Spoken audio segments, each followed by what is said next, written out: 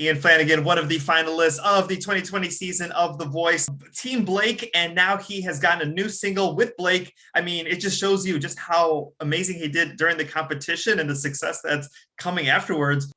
Hey, thank you so much for your time. Thanks for having me on. So let's talk a little bit about your audition. I mean, you were kind of at a low point in your life and a place where you didn't know what was going to happen. Yeah. And this was just the opportunity of a lifetime.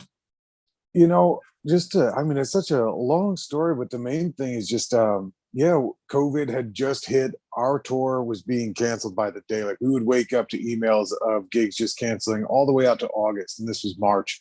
So we were really losing a lot of faith, a lot of hope out there, and just like so many other businesses, everybody, employees, musicians, yeah, we were really down on our luck, and we actually had one last show. It was an open mic here in Nashville, Tennessee, and it was at the Mercy Lounge. And we went and played it. It was just an open mic. And after, there was a scout for the show, when he came up to us and said, "Ian, seen some of your videos. Would love to ask you to be a part of this season."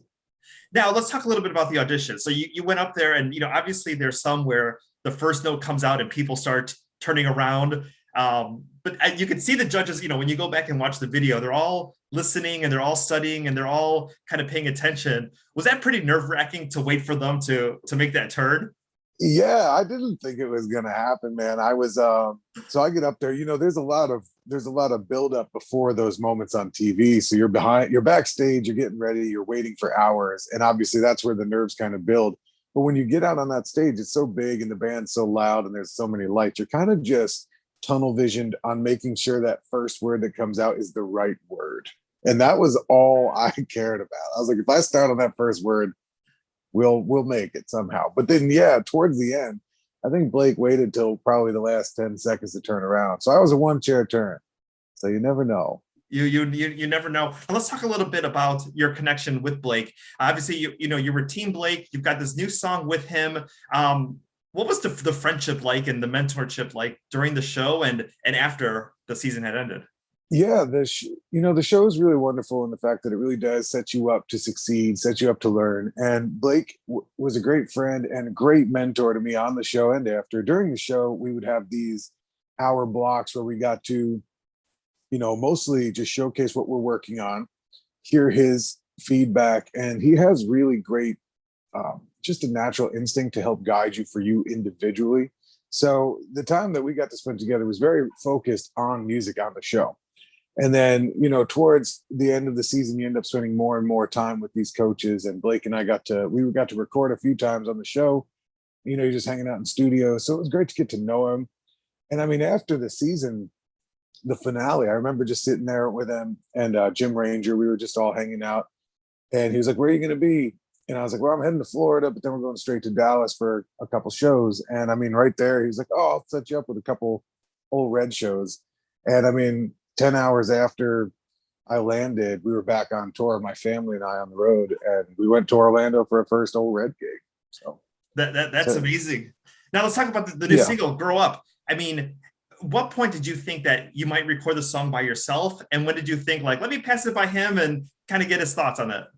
Yeah, it was, we were back on tour, and Reviver music group called me, David Ross, and he was like, "Ian, we really loved your performance on The Voice. We'd love to do a singles release with you." And that's where I was like, okay. And that's when we had a long conversation, obviously, and I signed with Reviver. And that's where we started going through catalogs of songs, like dozens of mine, dozens of other writers. And Grow Up was just one of these songs where it was like the energy was right, kind of had a moody, broody, like country jam. And we were going to record it alone, but then we also were like, this could be perfect if he was into it. So I just sent it over, and he, he's just that kind of guy. He texted me back and was like, "Hey man, I think that Grow Up would sound really great if he jumped on it." And I was like, "Thank you, man. That's amazing." And there's no words to say. He's such a humble guy to be able to do something like that and take the time. So after that, it really happened very quick. We actually met at Starstruck Studios in Nashville, Tennessee. He came by for about an hour and a half, 2 hours, and we just hung out, met the family and the record label, and he just laid it down, as he does. Quick is perfect. He's just that guy, and that's what brought us to performing it on the finale. Oh, that's amazing. Now you're on tour right now. Any hopes to come to Chicago? We are hoping to get to Chicago as soon as possible. It'll be my first time actually performing in Chicago whenever the day is. So if you're hearing this, get us out there. Get us out there. I mean, one of the big things, especially Windy City Smokeout, it's a huge festival here in July. Tons of barbecue spots from across the nation come here. Lots of huge country artists are here to perform over the three. Actually, I think it was 4 days this year. So 4 day weekend. I mean, just as big as Lollapalooza for country music fans. Oh yeah. And we'd love to have you there. I gotta connect with the right people, but we got to make that happen. Oh, I would love to. And I'm also a huge barbecue connoisseur, so I would love nothing more. That's amazing. All right, we got to make a couple of phone calls. Let's talk a little bit about the other judges on the show. How do you think either your sound would have been different or your mentorship would have been different had you been Team Kelly? I mean, Kelly is from Texas. I mean, she has country roots as well too, or She Gwen does. Stefani or John Legend. Yeah, I've thought about this a lot. I feel like Kelly, she's just such a powerhouse vocalist that I feel she would just be like, we need to focus on your breath support because I can't hold a note for about a tenth of what she can do casually. And I think all the coaches have such strong suits. Like Kelly obviously would be able to just make you a better singer every time you're just standing next to her. And Gwen, I think Gwen's choices were really, really smart. I think everything that she kind of could dive into the artist and see what they needed to do. And also just like, I don't know, she always had good comments behind scenes for other artists I knew on her team about their performance presence and just how to be on stage. And John, I really wanted to work with John as much as possible, John Legend, because just his ability to arrange, being a pianist first, like his arrangements, me being a baritone vocalist, and this world of pop being a very tenor and above range, I knew that he'd be able to kind of help me rearrange and transpose any song needed. So that's where I think his genius would have really helped out too. Oh, exactly. No, that's wonderful insight onto that.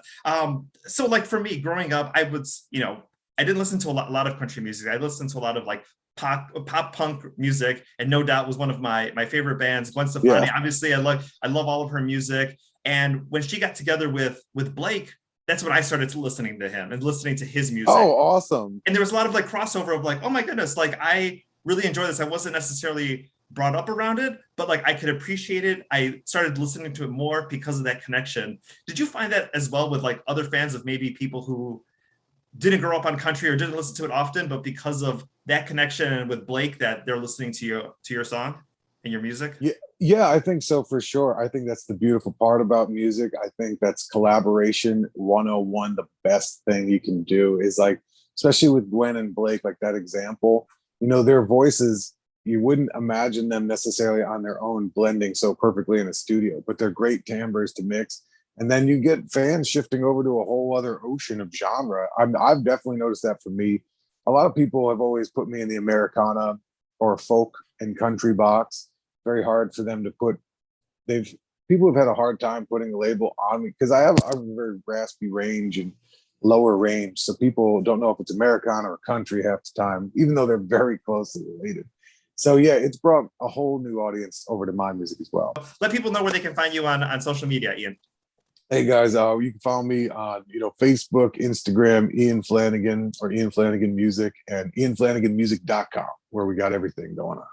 Amazing. Thank you so much for your time today. This was a wonderful chat. Thank you so much. Have a great day. Hope to see you out there soon. I definitely will. All right, we'll see you soon.